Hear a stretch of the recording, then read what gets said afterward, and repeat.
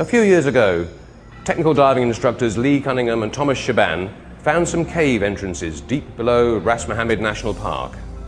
However, neither of them were trained in the dark art of cave diving, so they decided very sensibly not to go any further at this point. Not only did they have to dive to 130 meters, breathing complex mixtures of helium, oxygen and nitrogen, but they had to do this inside a cave system, hitherto unexplored.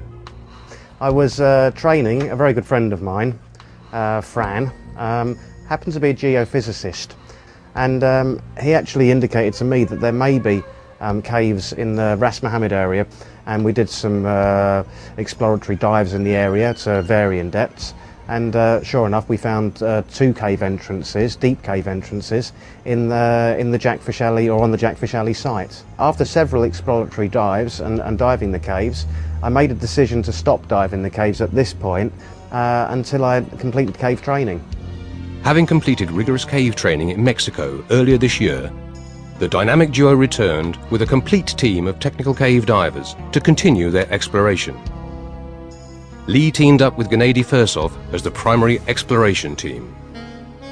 The idea of the project was not only to explore the cave, but also to map the cave. Especially for this project, all of us went to Mexico, to Thailand, to have the cave course and to have idea of the procedure, of the techniques of mapping caves.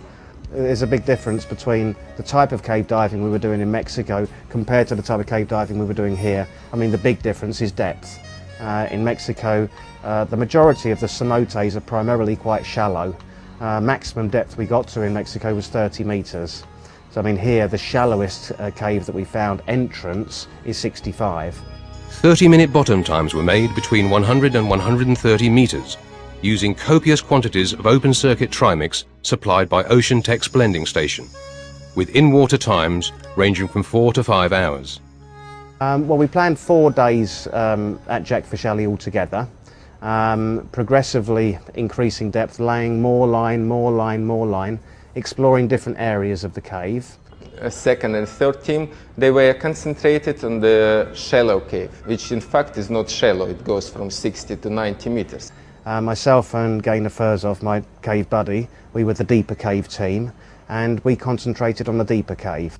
After laying 120 meters of guideline, extending down to a depth of 130 meters, Lee and Gennady's torch beams disappeared into a seemingly endless void.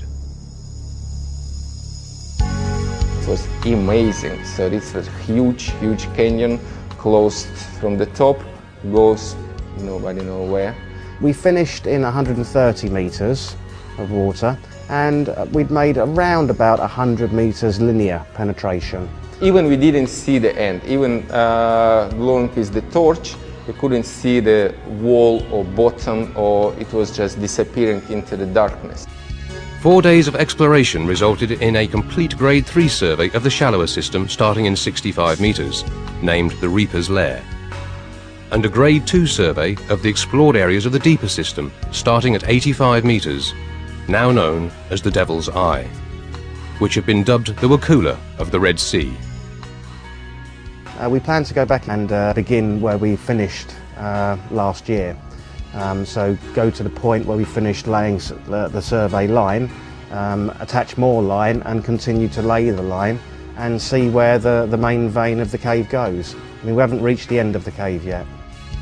The pair realized at this stage that the already large-scale project had turned into something gargantuan to be continued.